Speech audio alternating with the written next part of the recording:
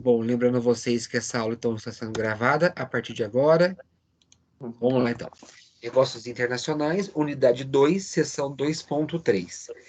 A gente vem trabalhando, discutindo os blocos econômicos, as parcerias que os países vêm fazendo entre eles para poder melhorar o comércio e estudado uma situação. Nenhum país é autossuficiente.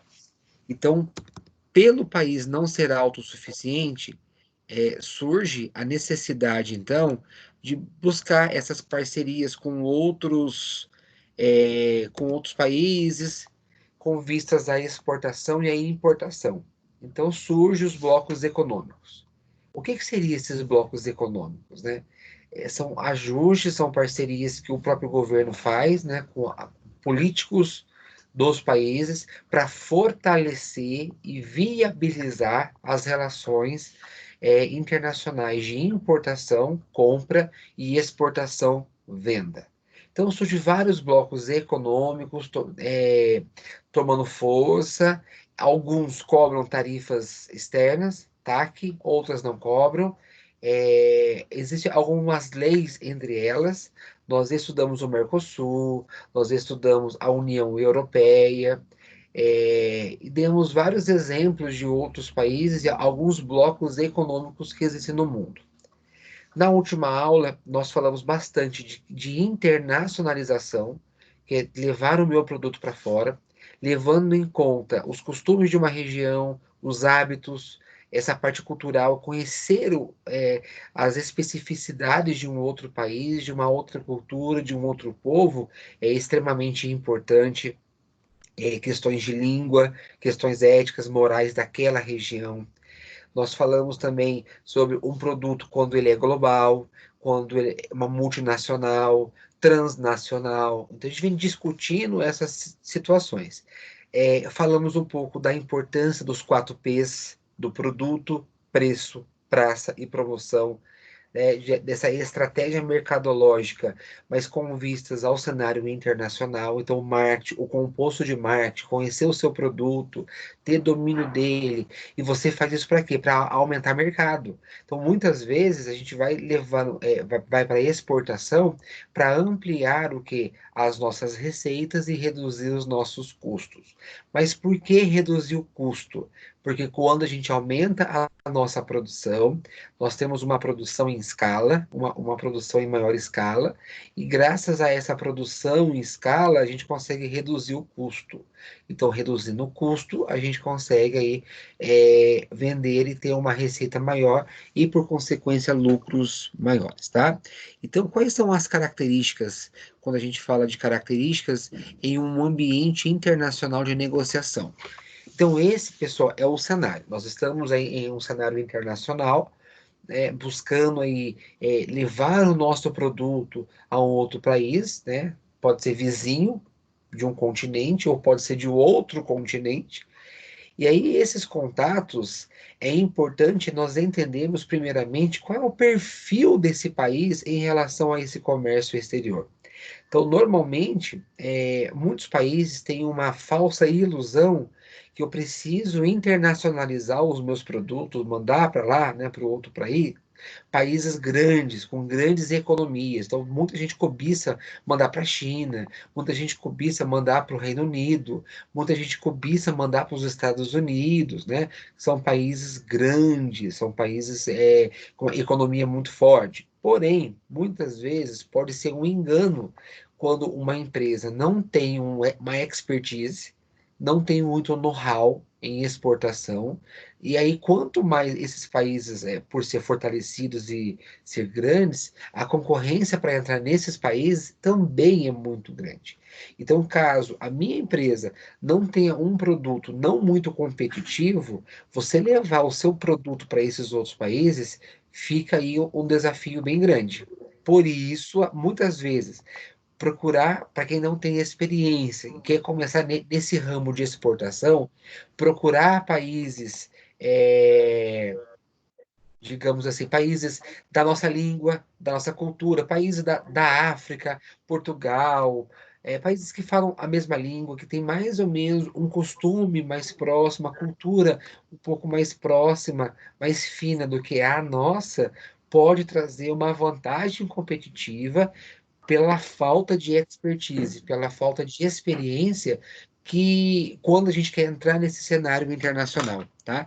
Então, caso a empresa não tenha esse produto competitivo, ela precisa pensar no preço que ela vai oferecer, na qualidade desse produto, né? Vender algo com preço bacana e com uma alta qualidade, né? E também pensar como vai ser a forma de distribuição, porque não basta você colocar em um navio, em um container e levar para outro país. Como é que vai chegar lá esse produto? Como é que ele vai ser distribuído nas localidades daquele outro país?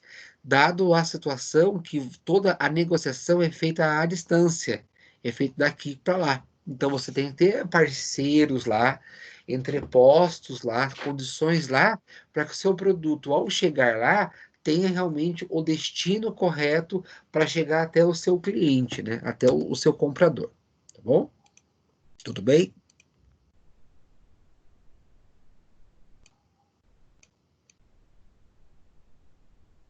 Bem, Tudo bem, Sim, professor.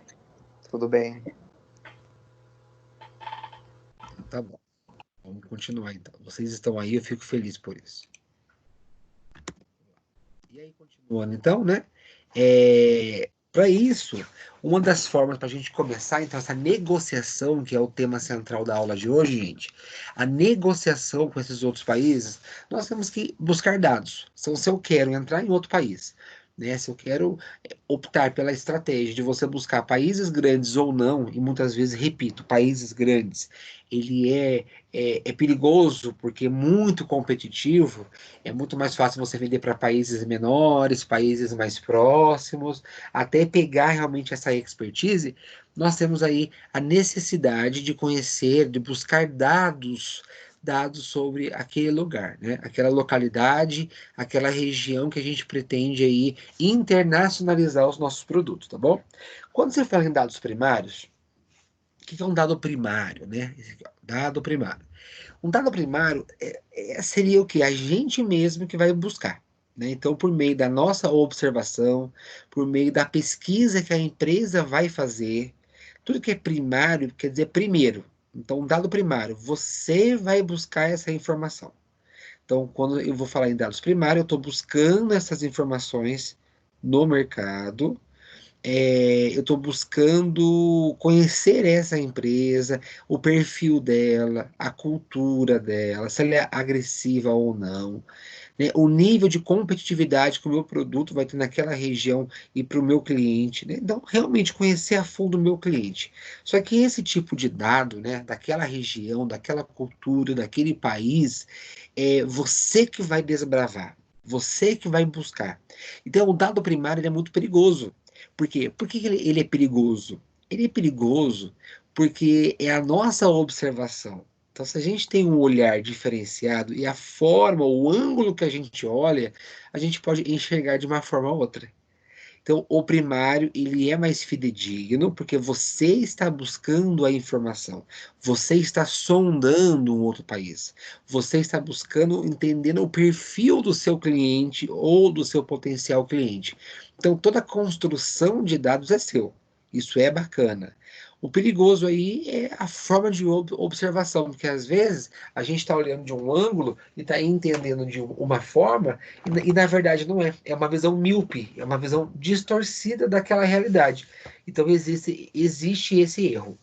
Mas o dado primário é esse. Tudo o que é pesquisa que a gente faz, pessoal, a gente fala de dado primário, é quando a gente vai coletar a informação. Então, por exemplo, o Elton, ele quer buscar dados primários do perfil do seu cliente. Então, ele vai pesquisar, ele vai indagar, ele vai criar questionário, ele vai ser o observador. Então, todo o resultado dessa pesquisa é a partir da ótica do observador. Ele não está pegando com o olhar de terceiros, mas ele mesmo está chegando nessa decisão, ele mesmo está tabulando esses dados, porque ele está buscando, ele está percebendo. Já Isso os tudo dados, dentro dos dados primários? tudo primário. Ah, Tudo tá. primário, Elton. Porque primário é quando você começa, né? Quando você Uhum. começa, você que enxerga. Então, quando você pesquisa, você busca Ah, informação, você porque a que vai partir coletar os daí, dados. né? É você que vai coletar os dados. Por isso que é Entendi. primário, tá? Ele é perigoso porque vai muito do seu olhar, né? Porque você tem que ser imparcial quando você vai coletar dados primários. Mas ele é fidedigno porque você tem certeza dos dados que você colheu. O problema e o perigo aí é na interpretação. Como é que você vai enxergar esses dados primários, tá? Mas ele é bacana. Ele dá muito mais trabalho. Então, se você, por exemplo, você quer exportar o seu produto, muitas vezes você vai num outro país, você vai fazer entrevista, você vai fazer sondagem, você vai buscar informações, coletar por meio das entrevistas e das observações a cultura, o costume daquela região. Então, se parte do seu olhar, se parte da sua observação, né, da sua coleta de dados, são dados primários. Já os dados secundários, nós temos dois: os secundários internos e os secundários externos. Bom, tudo que é secundário, eu pego pronto essa pesquisa. Então já está pronto, já está tabulado, já está tabulado, já foi feito isso, então eu vou pegar isso pronto.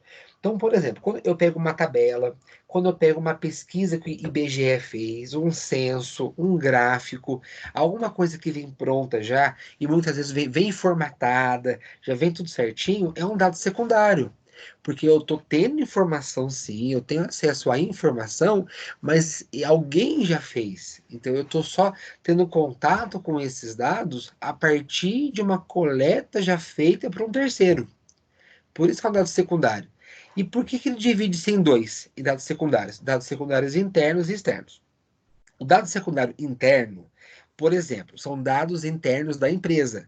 Então, eu quero conhecer uma determinada empresa, eu posso muitas vezes buscar relatórios que ela mesma divulgou na internet, dados do balanço patrimonial, relatório de auditoria interna que aquela empresa sofreu, e aí esses dados têm que ser divulgados internamente, e eu consigo ter acesso. Então, são dados de natureza da empresa, que ela mesma divulga internamente muitas vezes, e você consegue ter acesso, não é por espionagem, não, é por meios legais, mas você tem acesso a relatórios daquela empresa. Então você consegue, quando a gente entra na intranet de uma empresa, no site, e a gente começa a pesquisar informações daquela empresa, trabalhe conosco, missão, visão, valores, organograma, produto, público-alvo, aquilo está pronto. Não foi você que construiu, já veio prontinho para você. Então é um dado secundário, é um dado secundário interno, porque eu estou tendo informação, né, relatórios de auditoria, muitas vezes, análise de balanço patrimonial, perfil de venda, de uso, de demanda, oferta, mas que já foi feito por auditores internos e só foi divulgado por meio de relatórios. Já dados secundários externos são dados daquela região, por meio de leis, leis federais, leis estaduais, leis municipais, decretos, algo mais externo, não inerente àquela empresa, mas inerente sim àquela região. Então a gente pode buscar, por exemplo, dados secundários daquela região, perfil demográfico daquela região, número de habitantes, questões geopolíticas. Então são dados secundários externos. Tá? Tabelas, gráficos que eu vou buscar externamente e dados daquela empresa. Aí, se eu vou buscar daquela empresa, são dados secundários internos. Mas, basicamente, eu entendendo que dados secundários, eu pego relatórios prontos, né, dado já está pronto, já foi pesquisado, já foi tabulado, e dados primários, eu vou buscar essa informação na unha, né? Eu vou desbravar essas informações, eu mesmo vou pesquisar, eu vou questionar, eu vou tirar foto, dá muito mais trabalho, tá? Então, basicamente é isso, tá? Dados secundários internos e externos. Bom, e aí, quando a gente vai começar com a exportação, então primeiro faz-se uma análise, né, dos dados primários e ou secundários, e aí toma-se uma decisão, né? Existem algumas instituições que são intermediárias de exportação direta e indireta. Tá? Então, basicamente, é assim, nós podemos mandar o nosso produto via exportação direta, ou nós podemos mandar o nosso produto para um outro país via exportação indireta. Quando a gente fala de exportação direta, a empresa poderá comercializar os seus produtos diretamente por meio de uma exportação direta nos canais de distribuição identificados no mercado-alvo. Então, existe um mercado-alvo, eu já costurei as parcerias, as alianças, já fiz contato, já estou fechando contrato de venda, né? Eu vou exportar o meu produto para o Uruguai, já fiz todo o contato, já está amarrando em contrato, a moeda que vai ser negociada vai ser peso, vai ser real, vai ser dólar, né? O tipo de moeda cambial aí, dessa transação cambial, respeitando as leis, né, daquele país também, mas pensando que se eu estou vendendo para o Uruguai, eu tenho o Mercosul, então é muito mais fácil, porque é o mesmo bloco econômico, né? Então tem queda de barreiras aí e facilidades, menos burocracia nesse processo de exportação, e aí eu já faço um contato direto com a própria empresa. Então eu já mando para esse mercado aí, lembrando, não é só colocar dentro do navio, né? Ou dentro de um caminhão, ou de um trem. Tem todo um acompanhamento de frete, de seguro. Não basta chegar no outro país, tem que garantir que esse produto chegue no outro país e passe pela alfândega, passe pelos entrepostos, pelas regiões aduaneiras que vão cobrar as tarifas para fazer com que esse produto entre de uma forma legalmente naquele país, e lá dentro vai ter uma outra distribuição, né, gente? Porque é a distribuição interna. Depois que ele chega lá, né, no aeroporto, né, no porto, ou seja, onde for, no entreposto lá, como é que ele vai ser distribuído internamente? Como é que eu vou garantir que o meu produto chegue realmente até nas mãos do meu cliente? Então, eu tenho que verificar isso. E eu estou vendendo para um público consumidor. Se eu compro aqui, na minha casa, eu entro lá no site AliExpress e compro um celular por lá, né, eu compro um relógio, por exemplo, eu sou o quê? Um mercado consumidor. Eu estou comprando para eu consumir, para o meu uso, né, para o meu uso pessoal. Agora, eu posso ser uma indústria, eu posso ser uma empresa de calçados que estou comprando em grande quantidade para revender para uma loja, ou eu posso estar comprando matéria-prima para produção da minha fábrica. Então tem essas situações também, se é matéria-prima, se é produto acabado, se é produto semi-acabado. Então tudo isso são amarrações feitas em contrato, né, gente? E garantir o quê? O seguro do produto, o frete, né? Geralmente, quem arca com frete é o comprador, tá? É o comprador. Até aqui, tudo bem, gente? Então, direta, eu mesmo vendo diretamente, o mercado-alvo eu estudei, eu sei que mercado é esse, e eu mesmo, empresa brasileira, vendo diretamente para outra empresa lá, sem nenhum entreposto, sem nenhum intermediário, tá bom? Tranquilo? Sim. Uhum. Tranquilo, professor. Por Tá mim, bom, tava tomando ok. água. Quando eu fico mudo, eu tô tomando água. Beleza. Exportação indireta. E o nome já diz, né? Indireta, ó.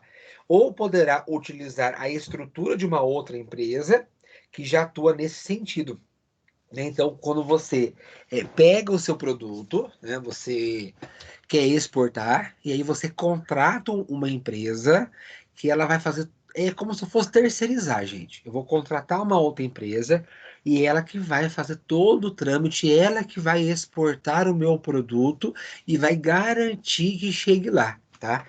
Tudo tem vantagem, tudo tem desvantagem, né? Então, por exemplo, quando você faz uma exportação indireta, né? Qual que é a vantagem, gente? Vamos pensar comigo. A vantagem é que eu não preciso me preocupar com isso, né? Com os trâmites burocráticos, com taxas alfandegárias, né? Por mais que eu pague por elas ou não, mas a minha preocupação central, o que que é? É produzir e pronto, né? Então eu vou me preocupar na produção, na qualidade do meu produto e pronto. todo o trâmite de exportação, alfândega, frete, seguro, embalagem, distribuição interna no outro país é por conta dessa outra empresa que eu estou terceirizando praticamente, né? Então eu estou usando a estrutura dessa outra empresa. A desvantagem é que eu não crio expertise, eu não crio know-how para isso. E eu não consigo aumentar os meus ganhos, porque alguém vai ter que arcar com isso, né? Então, por exemplo, no contrato que foi fechado aí para exportar, eu vou perder um pouco de receita, porque parte dessa receita vai para essa empresa, que ela também tem que ganhar para isso. Então tem vantagem e tem desvantagem, tá? Na exportação direta tem vantagem. Eu mesmo mando diretamente e eu aumento as minhas receitas. A desvantagem é que eu posso, pela falta de experiência, né? Eu tenho que me desdobrar mais e eu posso cometer erros aí, né? Erros de trajeto, erros processuais burocráticos.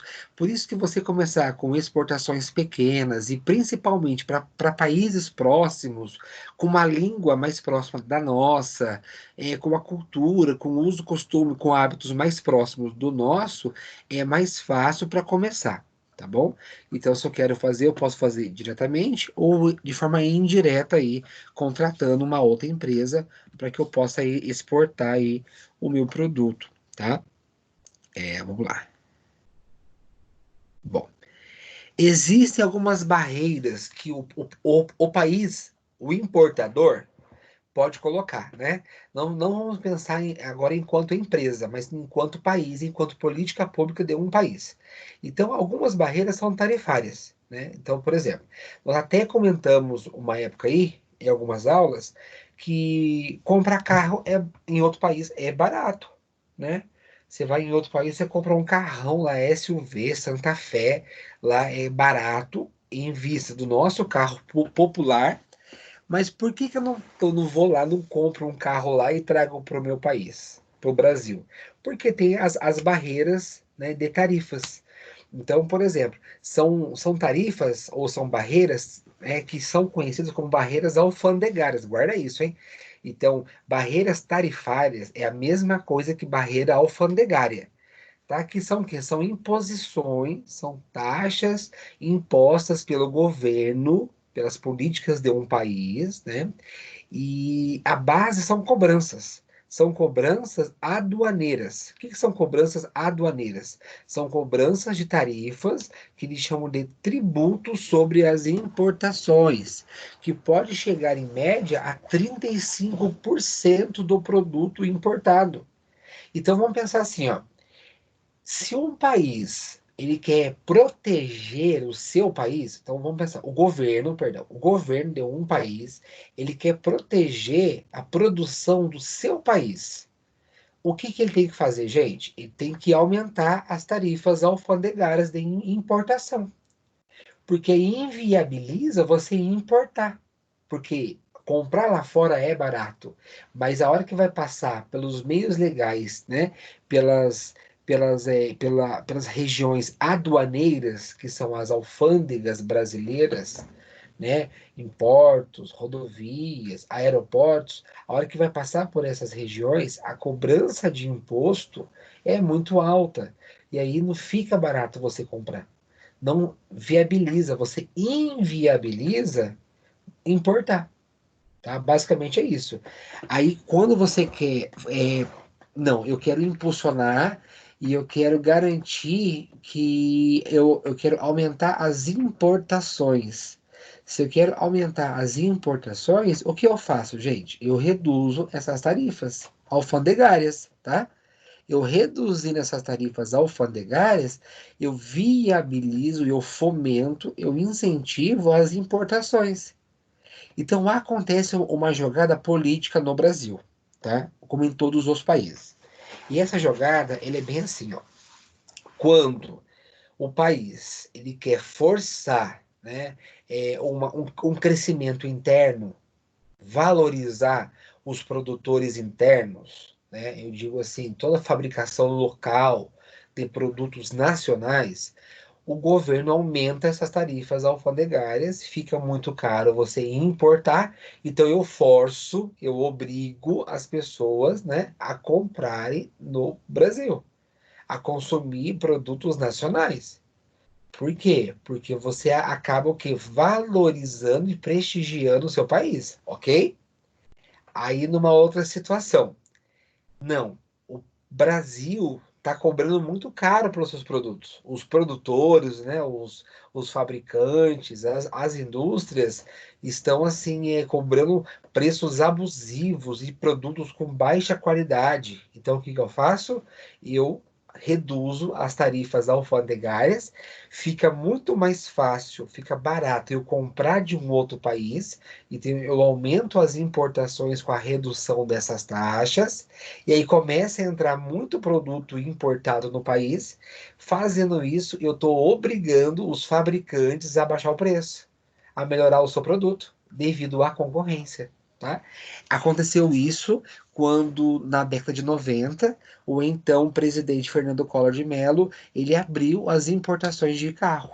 Para quê? Para forçar os carros nacionais a ter um produto melhor, porque eram carros sem conforto, carros caros, e lá fora tinha carro melhor. Então ele até falou assim: no Brasil não se tem carros, tem carroças. E aí ele incentivando as importações, ele trouxe para cá não só carro, mas ele trouxe indústrias de carro. Então, nessa época, houve o quê? Houve fábricas e indústrias de veículos de outros países que se instalaram no Brasil para produzir aqui carros, mas com a chancela internacional, obrigando os produtos nacionais, né, como, sei lá, Gol, Fusca, a melhorar a sua qualidade aí, um carro mais confortável aí, mais luxuoso, digamos assim, tá?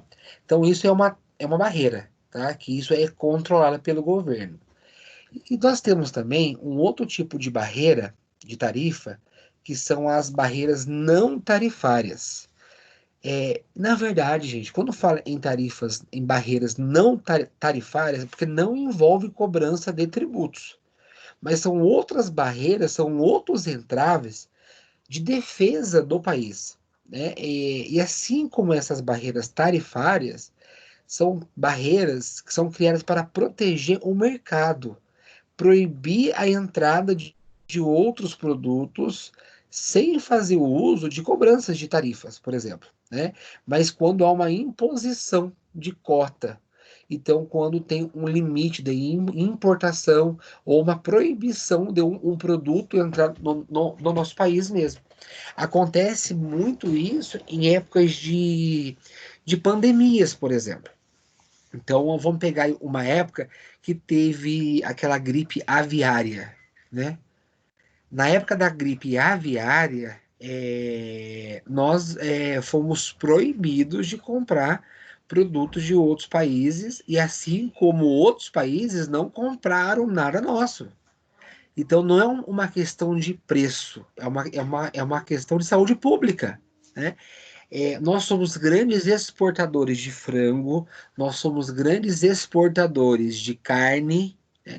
E na época da vaca louca, por exemplo, ou então por isso que existe uma grande preocupação dos pecuaristas com a febre aftosa, que teve grande foco já no Mato Grosso, Mato Grosso do Sul, na nossa região ali, para aquela região. E aí tem uma vacinação intensa em cima disso. Por que que existe essa vacinação intensa? Por quê? Porque se estoura aí alguma doença, algum contágio de febre aftosa entre o gado, os países externos, né, que compram o nosso produto não vão comprar. Aí a carne sobra no país. Tá? Então são tarifas são barreiras não tarifárias, são proibições realmente ou cotas limitadas que o próprio governo faz, né, impedindo outros produtos de entrar no nosso país. Só que aí vamos pensar o seguinte, né?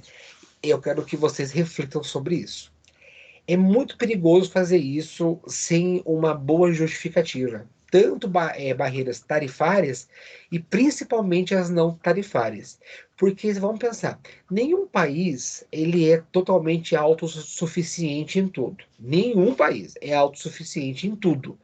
Então ele pode ser bom em uma coisa, mas falta outra, né? Aí vamos pensar. Se eu crio muitas barreiras para proteger o meu mercado, né, então eu evito comprar, eu coloco taxas caríssimas e eu não quero importar. Tá bom, tudo bem, você está pensando no seu país. Mas aí, o que, que você faz com as exportações? Porque o outro país tem as suas leis também, tem as suas políticas. Então, se você fecha a porta para o outro país, para entrar o produto, se o Brasil fecha a porta para a China, né? Vamos barrar produto chinês. Vamos barrar, vamos colocar caro, vamos colocar cota, vamos colocar metas e vamos realmente proibir essas entradas. Mas a China, ela compra muito frango nosso, frango, milho e soja. Você acha que ela vai comprar, gente? Não vai. Então também ela vai colocar barreiras lá também para não comprar o nosso produto. E aí o que a gente faz? E o que os exportadores fazem? Então é essa jogada comercial, por isso que os presidentes sempre estão se reunindo, tomando cafezinho, fechando parcerias, acordos. Então essa relação diplomática, digamos assim, entre os países, né? E tem muita questão, por isso que política e economia andam juntos. Porque uma coisa impacta a outra. Vou dar um exemplo. Não estou falando de partido, estou falando de política. O filho do Bolsonaro falou uma merda aí esses dias, falando que a China que inventou lá, a culpa da China, essa pandemia. Deu uma repercussão, não sei se vocês viram isso, ele falou em rede social e deu uma repercussão que a China exigiu né, desculpas do Brasil, né, porque ele falou, e ele é um cara influente, porque ele é filho do presidente, entendeu? Aí ele foi lá e ele falou alguma coisa lá que deu problema. Então, o que a gente fala, o que a gente escreve, o presidente dos Estados Unidos, né, o Trump, ele vive entrando em Discord, em contenda pela rede social, pelo Twitter, porque ele comenta, alfineta alguém, ele vai, responde. Então, isso dá problema político aí e pode balançar as estruturas comerciais dos países que fazem acordos, que fazem parcerias, que fecham contratos, tá, de importação e de exportação. Então, barreiras tarifárias é quando você taca tributo, aumenta tributo e inviabiliza ou dificulta, encarece a importação. E barreiras não tarifárias, você limita a sua importação por questões legais, por questões de doenças, porque você quer valorizar realmente o seu produto nacional só, e você coloca algumas cotas de reservas ambientais, ou você acha que aquele país não tem uma lei ambiental segura para aquele produto, não vou comprar, né, aquele produto, porque eu não sei como é que ele é feito, a procedência, se tem realmente uma política sustentável ambiental por trás daquele produto, e aí você acaba colocando essas tarifas, tá? Então, basicamente, são essas duas tarifas aí, e é importante entender que por trás dela tem toda uma questão econômica e política entre os países. Não é só você colocar tarifa. Colocou muita tarifa, você tem que tomar cuidado porque você vai estar barrando o outro país de entrar aqui. Então aí eu te pergunto, como é que você vai vender para ele também? Então você quer valorizar, você quer proibir que ele entre aqui, né? Ou você quer limitar a entrada desse país, né? Desses produtos aqui? E aí como é que fica então a nossa imagem lá fora em relação às nossas exportações? Então é uma jogada política e é muito perigoso. Então, são costuras, são contratos, são diplomacias que vão sendo feitas, né, para poder tomar cuidado com isso aí. Por exemplo, Estados Unidos está comprando respirador e máscara do mundo inteiro. O povo tá puto com os Estados Unidos. Porque está comprando máscara, está pensando neles, né? Não está errado, né? Não está errado no ponto. Estou pensando no meu país. Mas aí ele acaba criando aí uma situação ruim, né, e não diplomática com outros países, ao pensar só neles. Tá bom, gente? Então, essa época de pandemia está sendo muito perceptível isso, né? O que um país faz, né, repercute no outro e ele pode ficar até mal visto para outros países também. Então tem que tomar cuidado aí o que fala, o que diz, o que se escreve, rede social, por mais que é um meio informal, tem que tomar cuidado também, tá, gente? Vocês sabiam que tem vídeos no YouTube que tem palavras que se eu falar. Aqui está o que eu achei na web. Gente do céu, toda vez esse meu celular. Que é isso? Eu não sei, eu acho que eu tava aqui. Tem palavra que eu falo que ele capta. Então, por exemplo, se eu falar de política aqui, tem algumas palavras que se eu falar, a hora que eu for subir o vídeo no YouTube, ele não vai. Sabia disso? Olha só.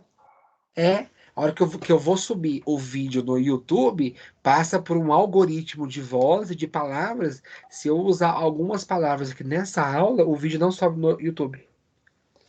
Eu sei, assim, que até tipos de... Por exemplo, se você falar algum tipo de palavrão muito pesado, se você vai subir o vídeo, ele também não sobe ou então não monetiza. No caso, se é para monetizar. Tem essas questões, né? Tem um professor que falou de política na aula dele, ele não conseguia subir o vídeo dele. Não Olha ia. só. E aí era por causa disso. Deve ter. Mas eu acredito que não é alguém que fica ouvindo, é algum sisteminha de palavras, né? Que Exato. capta aquilo que foi falado e barra ou não, né? Bom, meus queridos, tudo bem então? Tarifário e não tarifário? Tranquilo? Bom. Com relação às práticas que dificultam o comércio internacional, os países podem adotar outras práticas desleais.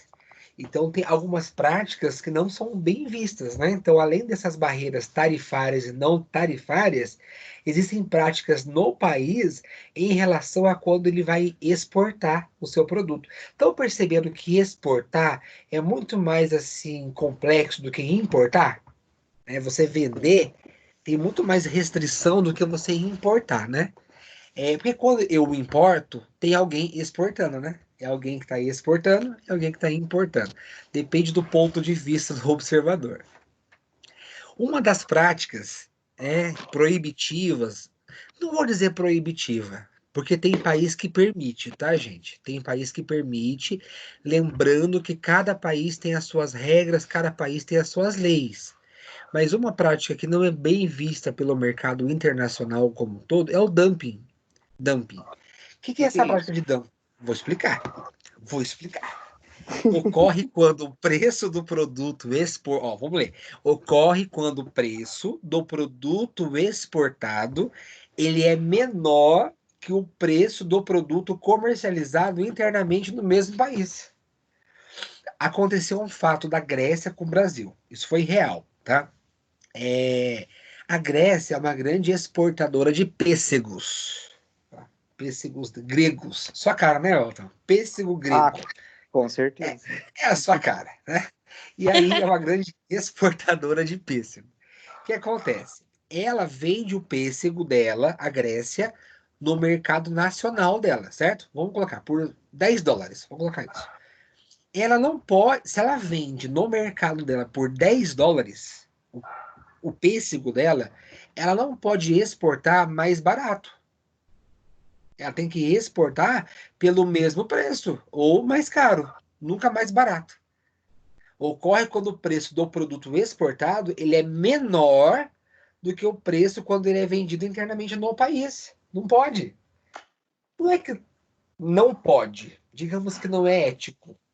Professor, É mas não desleal. acontece. Não tem muitos produtos aqui no Brasil que acontece isso? Exatamente. Então, por isso que é A grande desleal. maioria, na verdade, né? Você pega o combustível, gente. O nosso combustível. Né? Então. Então, é desleal, tá? Por isso que eu falei que eu corrigi que não é permitido, mas é desleal, não é bem visto no mercado, é uma prática desleal. Eu lembro que na época, no começo dos anos 2000, teve indústrias de pêssegos no Brasil que faliu por conta da Grécia, porque ela praticou dumping. Quer dizer, ela vendia para cá por um preço muito barato e os fabricantes brasileiros não conseguiam concorrer com o pêssego grego. Sendo que na própria Grécia eles vendiam mais caro. Então você não pode exportar algo, não é bem visto você exportar alguma coisa por um preço mais barato do que você vende no seu país. Entendeu? Vamos pegar, por exemplo, o café. O Brasil é um grande produtor de um bom café. Só que esse bom café, esse café de qualidade que ele fabrica, ele vende caro para fora. Então, quando ele exporta, ele vende a um preço caro. Então, ele não pode vender mais barato do que ele vende aqui dentro. Entendeu? Ele não pode cobrar R$ 10 aqui e vender por 8. Não pode. Não é que não pode, é desleal, tá? Não é que não pode. Acontece, a gente sabe que acontece, não é legal, não é bem visto. Por exemplo, cartel. O que é cartel, gente? Cartel é a combinação de preços. Não pode, é desleal, tá? De novo, é desleal fazer cartel, que é a combinação de preço entre os concorrentes. Mas será que não existe? Aí que tá, né? Posto de gasolina. Você pode ver que é quase. Não era para ser. Tem posto que é um pouco diferente, mas a maioria dos postos de gasolina, o preço é o mesmo. É bem próximo, né? Caiu aqui, caiu lá, subiu ali, subiu lá. Então eu acredito que os donos de postos, eles combinam entre esse preço. Mas é uma coisa bem na surdina. Por quê? Porque é uma prática desleal você combinar preço. Nós vivemos em um mercado de concorrência perfeita. O que é a concorrência perfeita? Cada um cobra o preço que acha que é justo. Aí isso é bom para a gente, porque a gente tem preço competitivo e produto com qualidade. Aí esse é o mercado que vai definir se vai comprar ou não. Eu posso vender o que eu acho, eu vou cobrar o preço que eu acho justo. Enquanto produtor, eu vou colocar o meu preço. Se eu vou vender ou não, aí é uma outra situação, se eu vou ter demanda para isso ou não. Então o dump é isso, eu não posso vender por R$ 9 para fora do país, se no mercado interno, no meu mercado, no meu país, eu vendo por 8. Perdão. Professor, mas, por exemplo, assim, igual aqui no Brasil, que é feito sempre isso, como que ele é visto lá fora, né? Por É, conta é, mesmo, não só da gasolina, mas de outros produtos, mesmo que na Arábia Saudita ele seja um dos maiores produtores de petróleo do mundo, né? O Brasil, ele faz isso para poder ganhar mercado? Exatamente. Ele faz isso para ganhar mercado, ou então, o que acontece? A matéria-prima, o petróleo, às vezes, não é tão caro. O que encarece dentro do país são as taxas que o país cobra. Então, muitas vezes, ele passa nessa manobra aí desleal, por quê? Porque a matéria-prima, ele até vende um pouco mais caro para um outro país. Mas naquele outro país que ele vai vender o seu petróleo, não tem tanto imposto quanto no país tem. ICMS, ISS, IPI, COFINS, PIS. E aí isso acaba, como são tributos nacionais do país, acaba o quê? Acaba deixando mais caro internamente aqui. Entendeu? Então, assim, isso é amarrado em contrato. O fato de ser desleal pode não ser bem visto, sim. Pode não ser bem visto, tá? Porém, tem que, por isso da necessidade de ter órgãos reguladores mundiais, como a Organização Mundial do Comércio, OMC, para verificar isso, essas práticas abusivas de importação e exportação. Tá certo? Então não é legal, é desleal e até pode ser multado aquele país se for realmente comprovado que está praticando dumping, tá bom? Então pegue esse exemplo. O meu pêssego, se eu vendo no meu país o pêssego que eu produzo, o azeite espanhol, o azeite português, né? Eu não posso vender para um outro país mais barato do que eu vendo no meu mercado. Então, se eu vendo a US$ 10 o azeite, eu tenho que vender por US$ 10 ou mais. Eu não posso vender aqui dentro por 10 e exportar por 9. Se eu faço isso, eu estou praticando dumping. Tudo bem, gente? Esse é o momento revolto, tá? Momento revoltos. Subsídios. Subsídios. É a concessão de. Subsídio é apoio, né? Vou dar o subsídio, vou dar o apoio.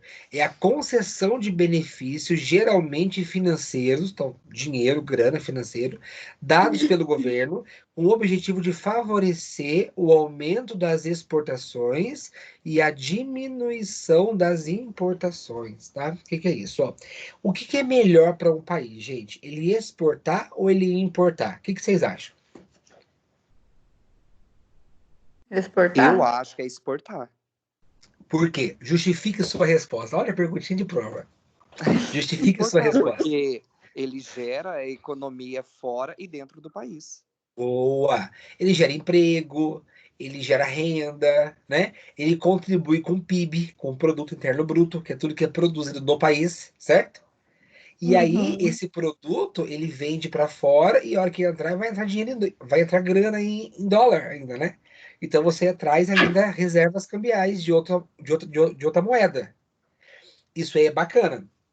O subsídio é o seguinte: imagine que nós somos produtores de laranja, tá? Só que laranja nós temos que plantar, depende de clima, de chuva, de tempo para nascer, o pé crescer, cuidar, controle de pragas, né? De pulgões e tal, beleza, tá?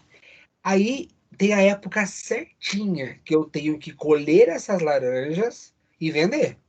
Não é quando eu quero. Eu não posso esperar muitas vezes alguém querer comprar, porque é perecível.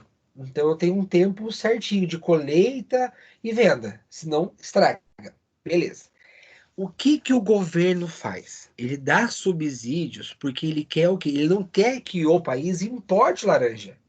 Ele quer que o país exporte, porque se você está exportando, vamos pensar, eu estou suprindo o meu mercado nacional, né? Primeiro eu vou suprir o meu mercado nacional com a minha produção de laranja e o excedente, né? O que sobrar, a sobra, eu vou vender para um outro país.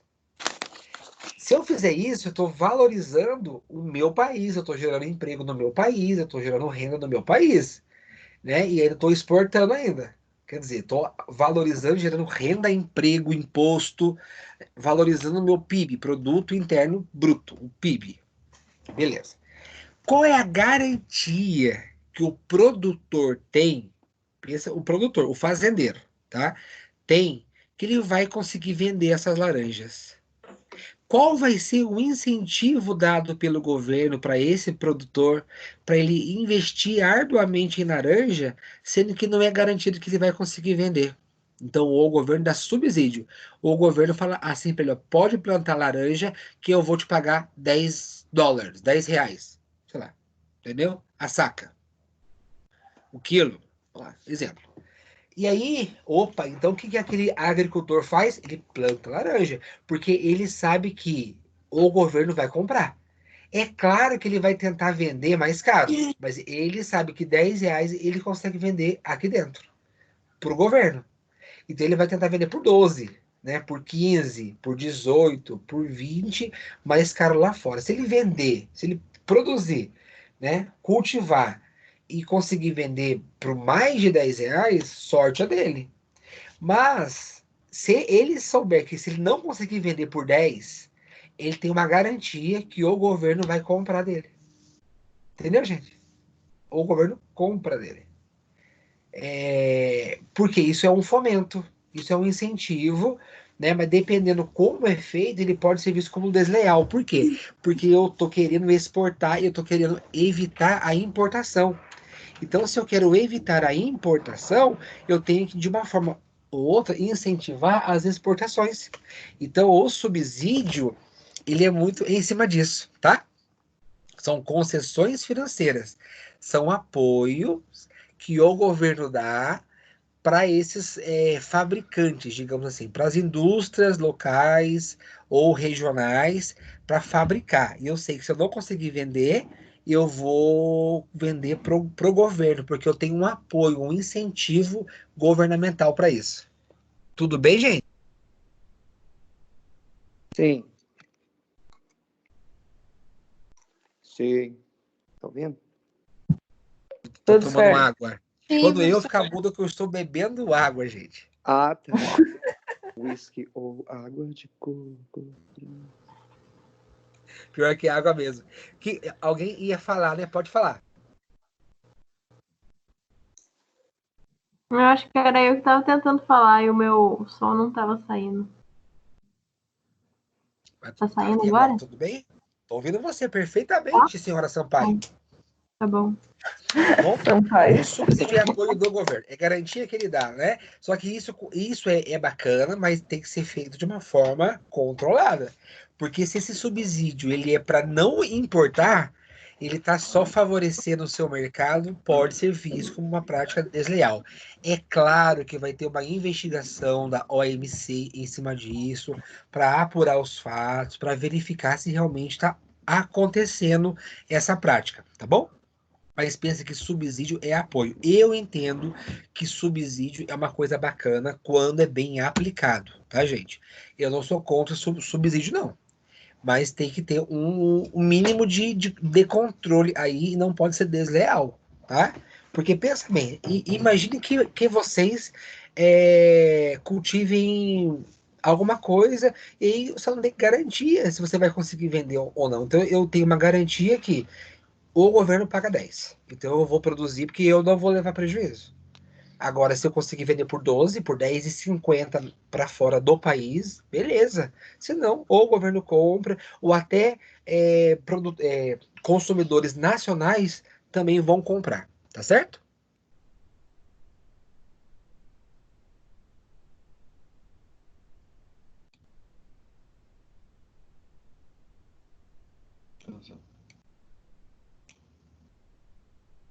Bom, tem mais um tipo de prática desleal chamado de salvaguardas. O que são salvaguardas?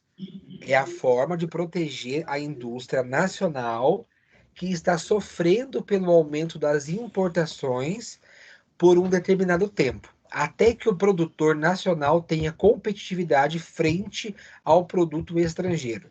Então está sendo criado aí uma proteção da indústria nacional, porque vamos pensar, se você tem um aumento muito grande das importações, é porque eu estou comprando de um outro país, né? Estou comprando de um outro país e o meu produto não está sendo fabricado no meu país, né? Então eu estou buscando de fora, tá vindo de fora produto, né? Só que aí, quando você cria formas. Tudo bem, gente? Alguém engasgou, acho. Tá acontecendo? O que você tá fazendo aí, Elton? Ai, eu tô sentindo os cachorros, peraí. Percebe? O seu cachorro tá atrapalhando a aula. Ó. Jesus amado. Então, o que acontece? Ó, sofrendo por aumento das importações por um determinado tempo, até que o produto nacional tenha competitividade frente ao produto estrangeiro. Então, quando há muitas proteções na indústria nacional frente às importações, salvaguarda pode ser desleal. Tá? É como se fosse na mesma linha de raciocínio do subsídio. Tá? Aqui, ó, eu vou pegar pelo livro aqui. Deixa eu ver uma coisa aqui. Se vocês conseguem enxergar comigo aqui. Espera um pouquinho, tá? Vocês estão enxergando aqui o livro? Tô nada, né, gente? Não. Não, mas espera aí que eu vou compartilhar com vocês aqui. Espera aí. Só Uma tá outra nas coisinha. práticas que dificultam o comércio, né? Mais nada. Ah, mais nada, né? Então aguenta aí. Peraí, que eu tô pegando aqui. Que essa parte que o livro colocou, eu achei bacanérrimo. Aqui, ó, peraí. Aguenta aí. Aqui. Eu vou ler para vocês, ó. Salvaguardas tem como objetivo aumentar temporariamente a proteção à indústria doméstica que esteja sofrendo prejuízo grave ou ameaça de prejuízo grave decorrente do aumento em quantidade das importações, em termos absolutos ou em relação à produção nacional, com o intuito de que, durante o período de vigência de tais medidas, a indústria doméstica se ajuste, aumentando a sua competitividade.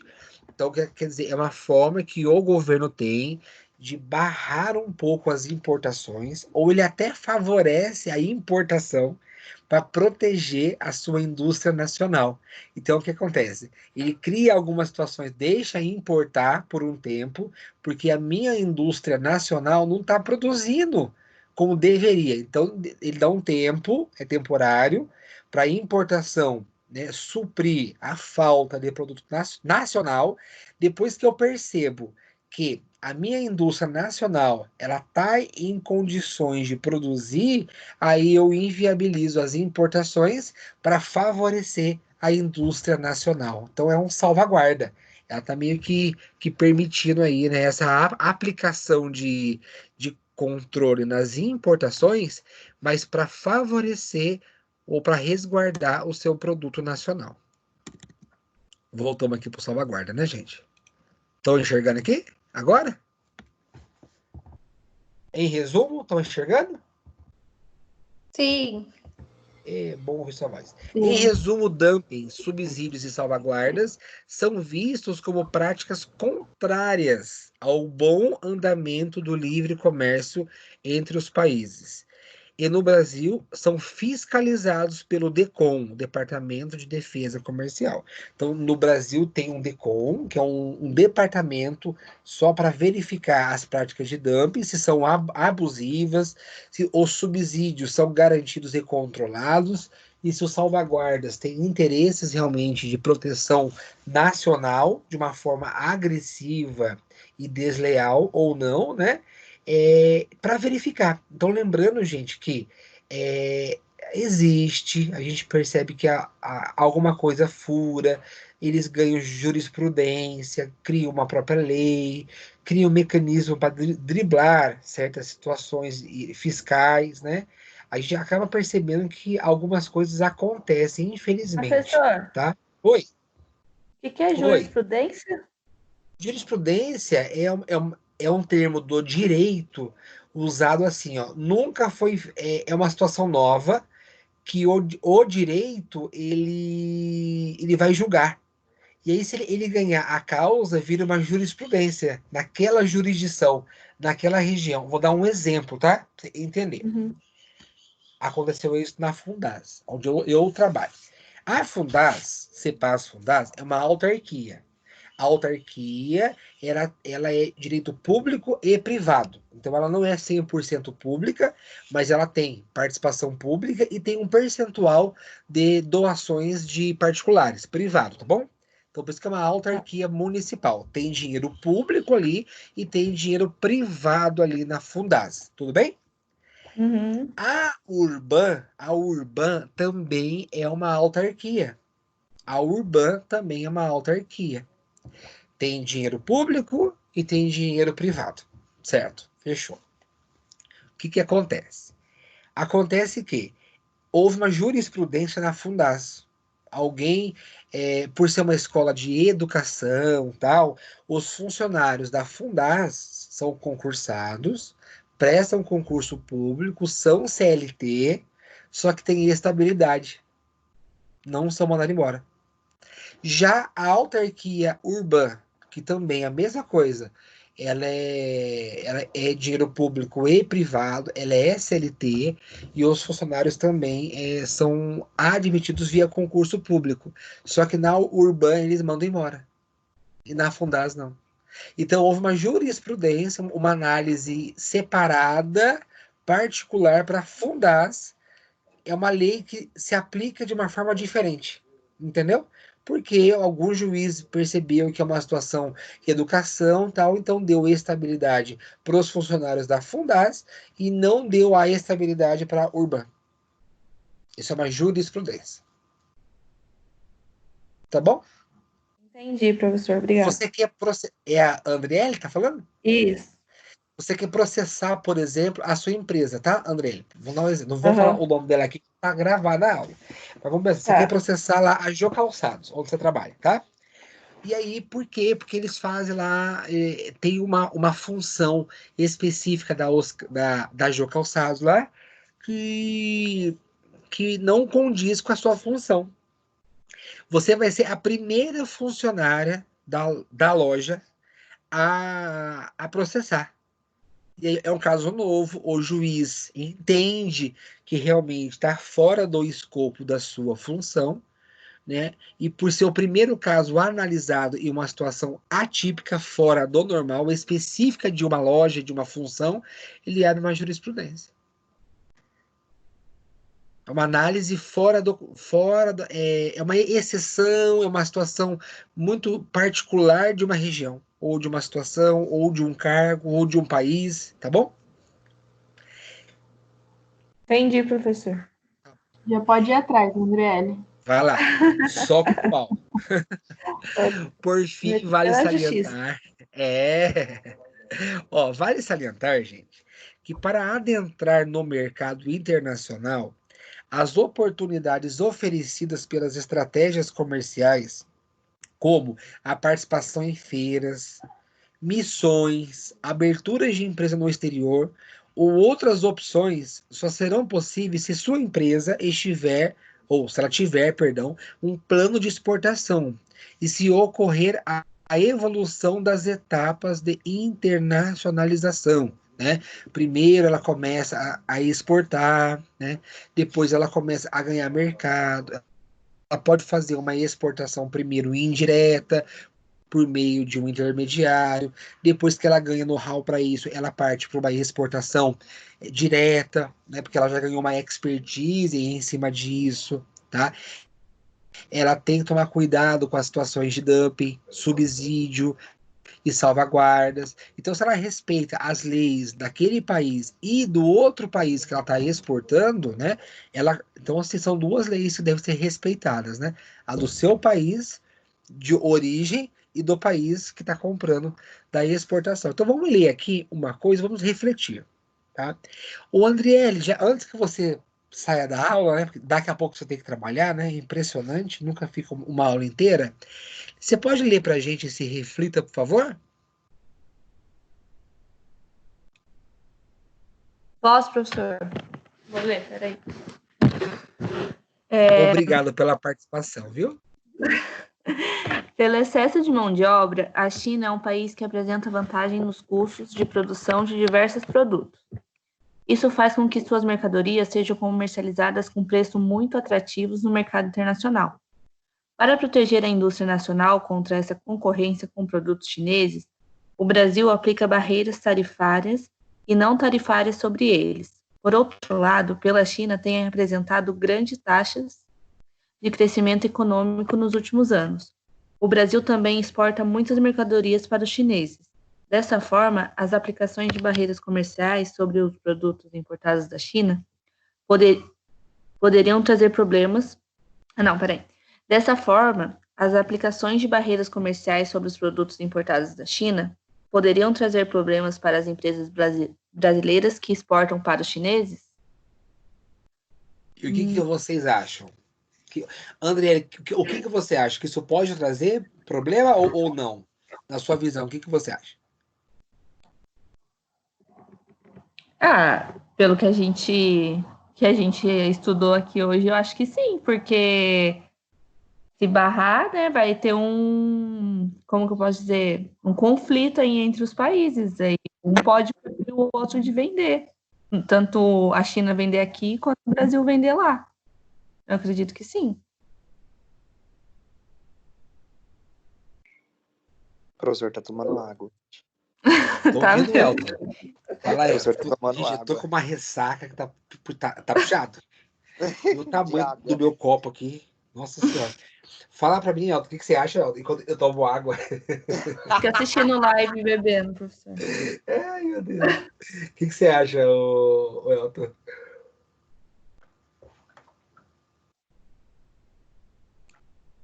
Vai, Elton.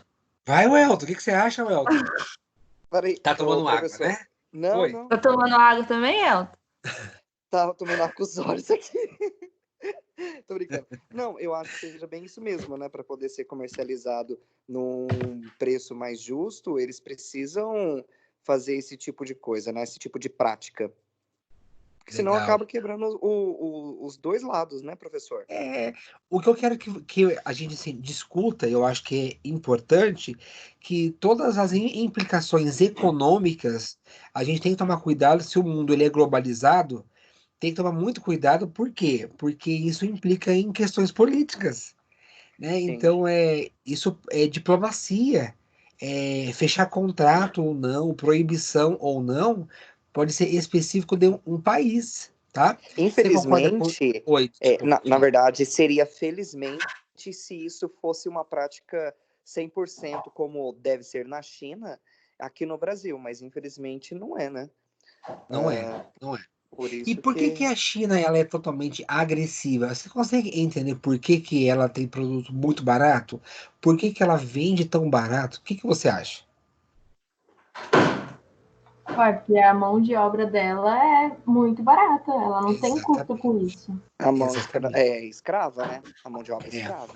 praticamente escravo, isso mesmo. E aí que eu fico pensando, né? Não tem uma legislação mundial para dar uma proibida nisso, né? Porque assim, até assim, o esquema político da China é meio comunista capitalista, né? É meio complicado. Mas Você pega, é que de uma forma ou não, eu acho que isso ainda ajuda o país, né? é Eles muita acabam gente, vendendo né? muito, tudo bem que de forma errada, mas cresce o nome do país.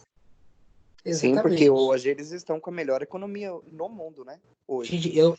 Gente, depois de uma pandemia, aquele monte de chinês tudo junto, só 3.000 mortos. Pensa, gente. E agora tá comprando tudo que é ação bilionária. Tá comprando bilhões em ações de empresas no mundo inteiro. No É bem mundo estranho inteiro. isso. Aí você pega Estados Unidos, que já teve mais de 15.000 mortes. 15.000. Espanha, Itália, mais de 10.000 mortes com essa pandemia. O E Brasil, economicamente, sabe professor, a lá gente como. parando para pensar, quais que são os países que afetava a China diretamente? Que É. são ali, no caso, contra eles, né? Exatamente. E eles têm uma política econômica lá, né? Economia muito fechada, né? Muito entre eles lá. Então, é um país que não dá para dizer se é um país capitalista, se é um país comunista, porque assim é um modelo econômico diferenciado, digamos assim, né? E realmente, gente, o que implica na China é a mão de obra, né? O que implica lá é Eles são porque é barato. estrategistas, né? E a mão de obra é muito barata. Então, o que encarece um produto é a mão de obra, né? É o trabalho. E lá é semi-escravo. Então, com isso, né, acontece toda essa situação aí que a gente está vendo hoje aí de, de produtos baratos e a China invadindo o mundo com seus produtos, Mas, né? por E A aí, exemplo, assim, assim, questão é se aqui no que Brasil tivesse por exemplo, não tivesse tantos impostos, não tivesse que pagar tanto por ter um funcionário, um colaborador aham, dentro de uma empresa, que hoje é muito certo, caro para uma empresa, dentro da CLT. Se isso, não tivesse esses dois lados, eu acredito que a mão de obra aqui seria um pouco, bem mais barato, na verdade, e aham, teria uma economia girando maior. Mas uhum. tudo vira em cima de imposto. O nosso problema é imposto. A gente paga Uhum. imposto em cima de imposto. É imposto da mão de obra, é imposto daquilo que você compra, mas quem produziu pagou imposto, né? Quem comercializou pagou imposto, quem distribuiu pagou imposto, ICMS. Então é Sim, muito imposto, mas é muito imposto. A gente exatamente. paga imposto de renda sobre o nosso salário, né? O empresário, a empresa, paga imposto de renda também sobre o nosso salário. Então são dois Exatamente. impostos pagos, o nosso e o da empresa. Por exemplo, Aí, assim, hoje uma ah, pessoa que ganha um salário mínimo, digamos que 1.100, ela ganha 1.100 com os descontos, vai para R$ 900 quase.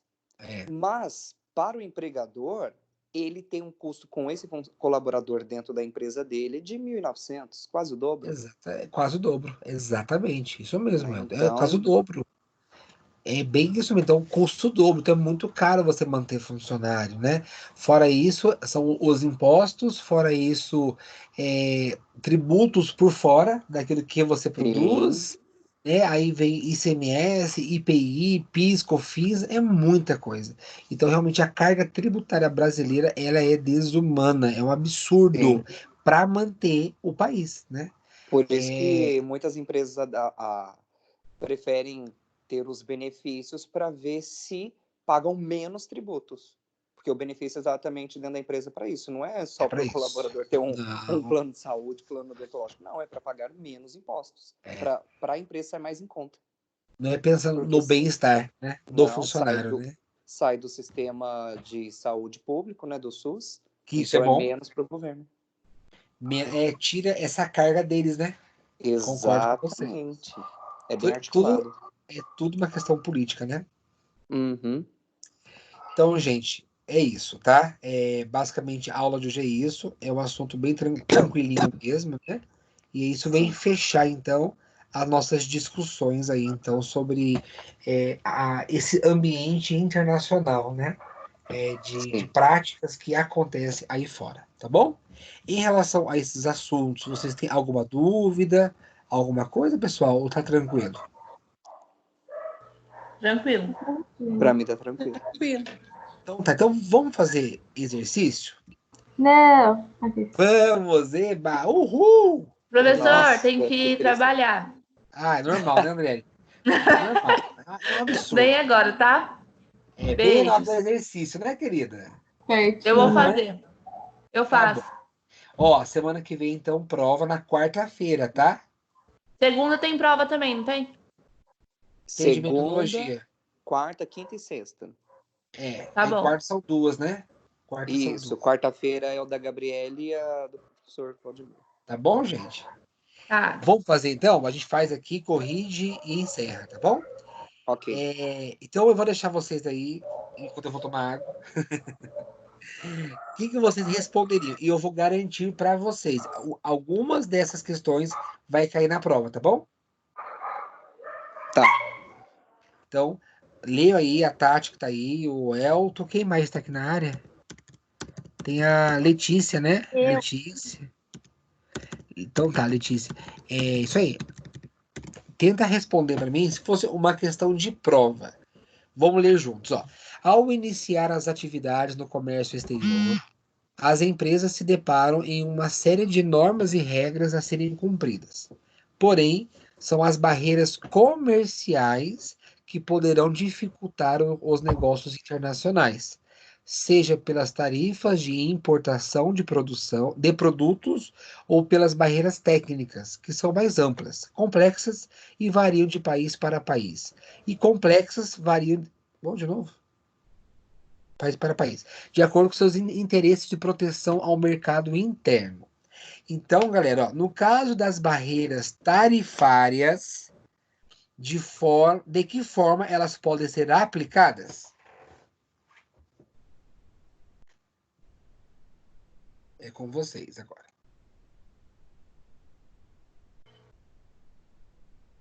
Por meio de cobrança de tributos de importação.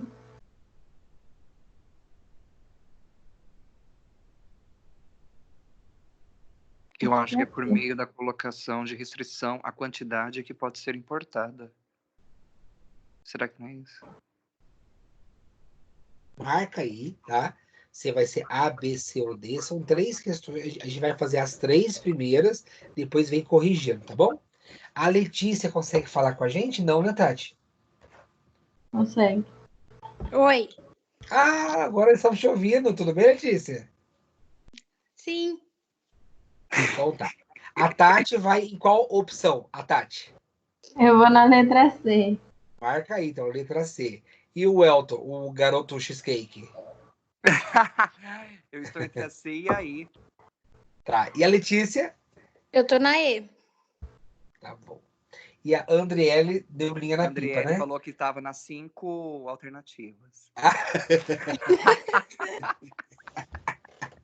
Palhaça, né? Picareta, mau caráter. Então tá. Posso mudar? Pode. Se fosse uma questão de prova, então, vamos ver quem queria. Ó, vocês não estão prestando atenção. Cacete. No caso das barreiras tarifárias, tarifa, de que forma elas podem ser aplicadas? Ó, tá? Lembra que tem barreira tarifada e não tarifada? Então, posições e taxas impostas. Então é por meio de colocação de cotas de importação.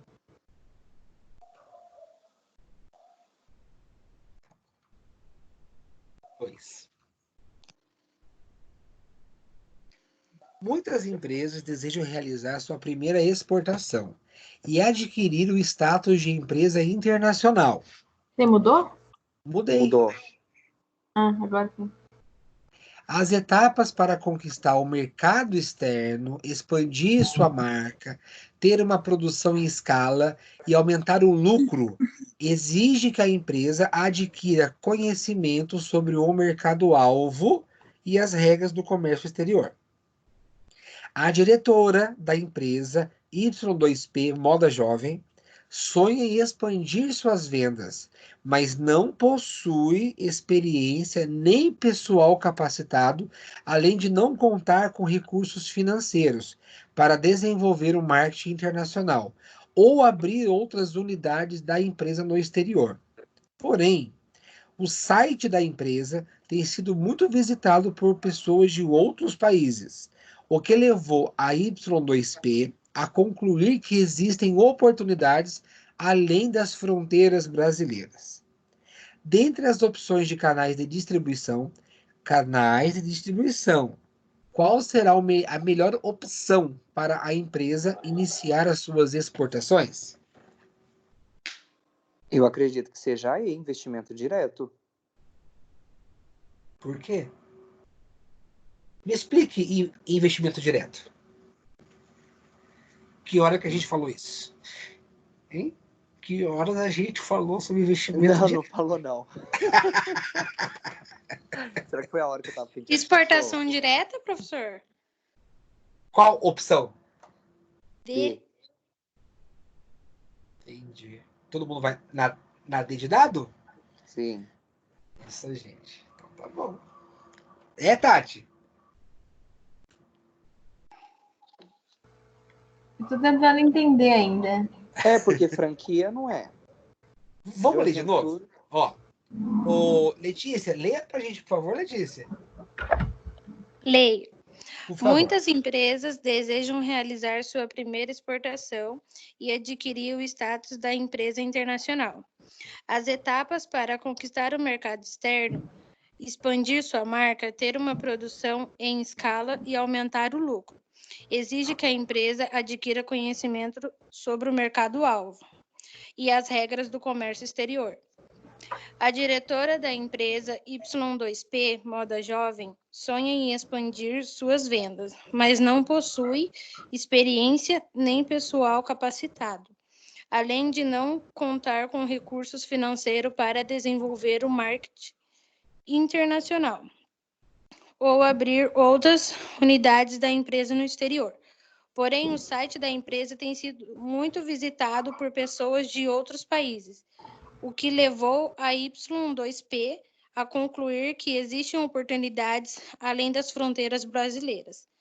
Dentre as opções de canais de distribuição, qual será a melhor opção para essa empresa iniciar suas exportações? Exportação direta porque ela não possui experiência nem pessoal capacitado. Você está indo em qual? A ou D? A, B ou C? B. Qual? Ah, tá. O que é Joint Venture? Vamos lembrar o que é Joint Venture? O que é Joint Venture? Gente, eu não lembro. Calma aí que eu vou achar de novo. Joint Venture são parcerias, são alianças que empresas concorrentes fazem em um certo produto em um certo tempo. Ok? Sim. Então, Nossa, eu vou fazer essa seria uma opção. mas aí ela teria que ter uma outra empresa concorrente, né? Aqui fala que ela está fazendo parceria com a outra empresa. Não. Então, ela poderia juntar forças com uma outra empresa.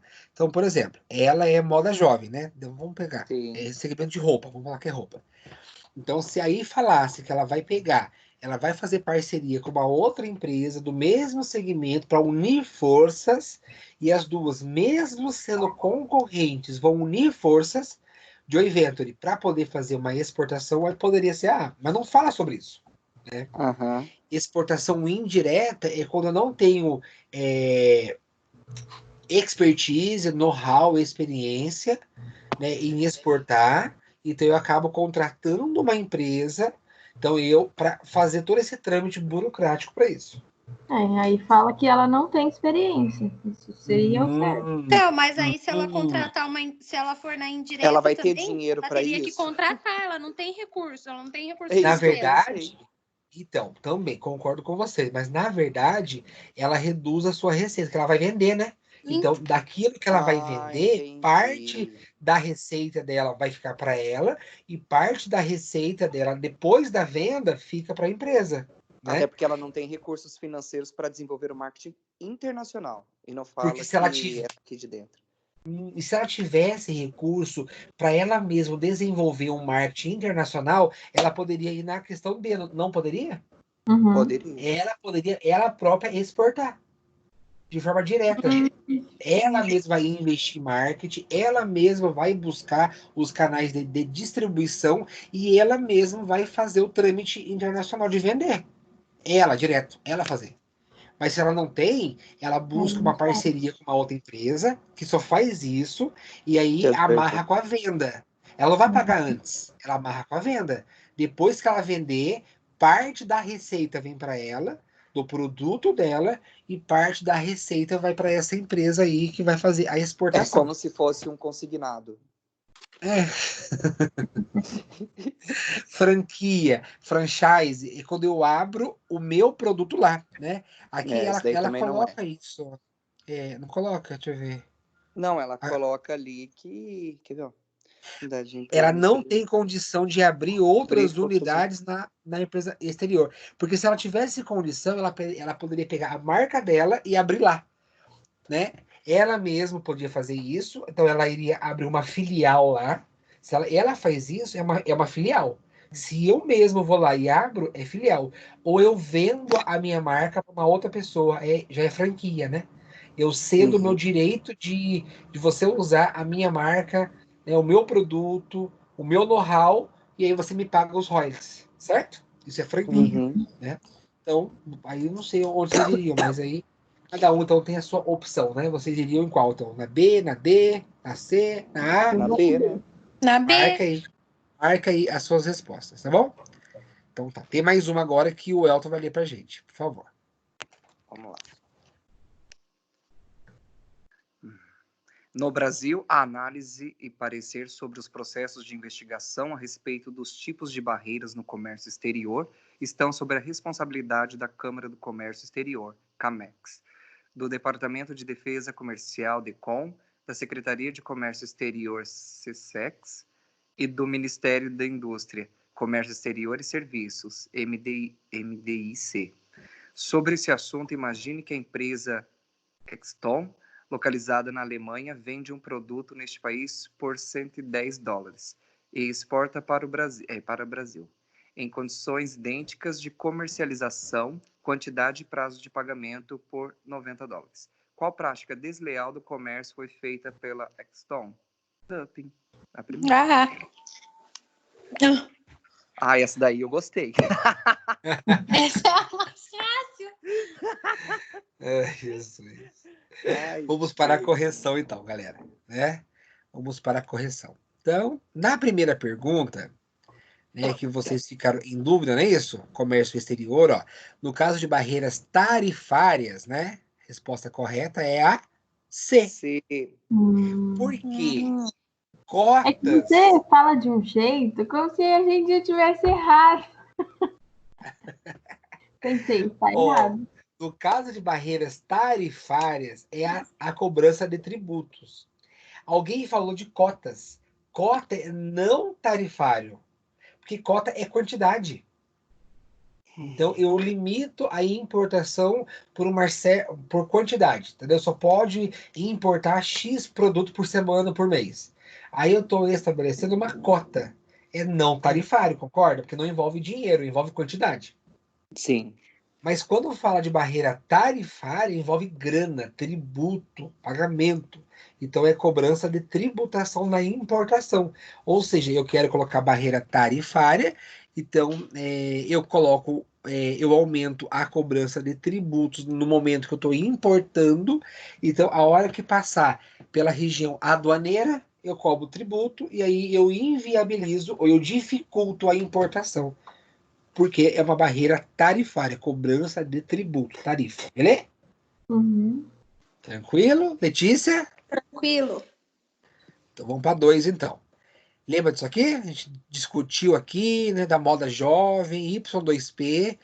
Inclusive o Elton só compra roupa lá, né? Na moda jovem. Ah, com certeza. Ah lá, Ai, ó. Olha lá. Eu tô usando roupa da Calmon. De tanto que eu comprei. Ai, que fase. Não é da Calmon, é da Zuken. Lembra da Zuken? Ela tá comendo, gente. Zuken. Lembra da Zuken, gente? Ô, lojinha, viu? Eu lembro que eles ficavam na Jogava o porta. sapato na gente quando tava Jogar o experimentando roupa. sapato. É uma desgraça aquela loja, gente. Nossa Senhora. Eles ficavam com uma A gente balinha passava na no porta. calçadão, eles ofereciam bala pra gente, na hora que a gente ia pegar, eles puxavam a gente pelo braço. Bala de hortelã, Elton. Isso mesmo, aquelas pequenininhas de 1 centavo na época. Aquelas que engasga. Isso É, dura pra frigels, inferno. frigels. Isso é algo que a gente não teve acesso. Eu e a Tati não sabem nem do que vocês estão falando. Mas Gente, não vai entender azul era nada. Nossa, terrível. era a coisa mais horrorosa do mundo. Eu tenho trauma. E todo Eu mundo também. usava aquelas roupas de pagodeiro, com aquelas calças jeans de boca de sino, com aqueles sapatos meio branco, meio creme. Eu já comprei lá. Inclusive, eu já tive uma calça desse jeito. Uma calça crua, larga, que cabia 3 de mim dentro dela. A pessoa já é É gorda, isso imensa. mesmo, eu ficava Uma parecendo, calça sabe maior quem? que ela. Eu ficava parecendo aquele cara do Catinguelê, Deus me livre. Ai, como é que eu vou postar esse vídeo do YouTube, gente? Tô até pensando aqui, já falando tanta merda aqui já. Falamos de Bolsonaro, Exemplo, falando de tanta professor. gente. Ah, até o Ó. Catinguelê entrou. E Naraí. E nada. Eu comprei uma calça crua lá, uma vez cheia de bolso em volta, assim, gigante, imensa. Vai ficar mais imenso ainda. E uma bota preta, que era chique. Nossa, eu ia pro culto com aquela calça. Ai, meu Deus do céu. O bom é que dava pra colocar umas 40 bíblias nos bolsos. Que fase. Naquela época você usava, né, Elton? Eu usava percussão. Ai, Você também ia pro culto com essa roupa, Elton? Não, eu ia cantar no presbitério, coral. lá na igreja. Na verdade, eu era cantor de salmo nas missas. Não acredito. Aí sério? eu ia com essas roupas lá, nossa, eu achava que era pagode que eu tava cantando. Era Arrasando, música né? erudita. Gente do céu. Bendita Zuki, né? Meu Deus do Nossa. céu. Deus me Tinha livre. Zuki no shopping ou era só no calçadão? Tinha no Center Valley.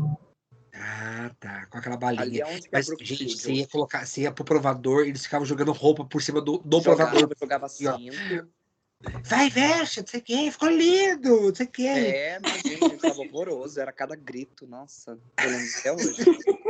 Também. Ai, meu Deus. Fechou, né? Zuki. Então, gente, ó, exportação indireta, tá vendo? Porque ela não tem Uhum. condição, ela tá falando que não tem grana para poder investir, né?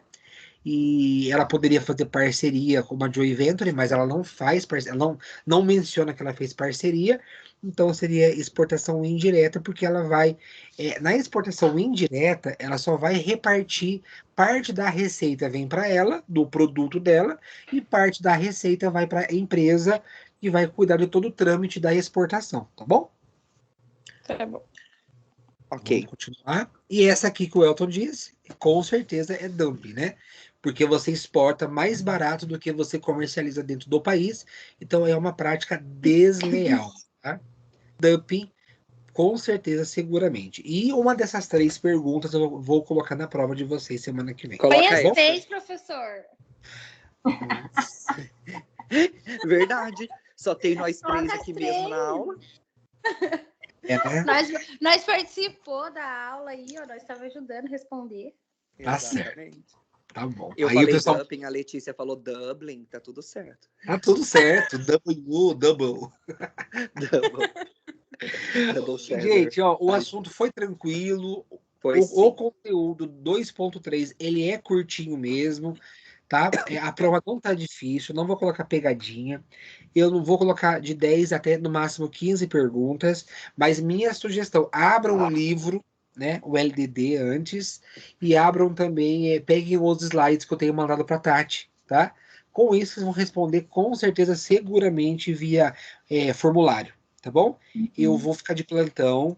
Na quarta-feira que eu vou postar, né? Eu tô de plantão, qualquer coisa, Tati, você me aciona, tá, Tati? Me manda zap, se der algum problema no formulário de abrir, me aciona que eu vou estar de plantão, tá bom?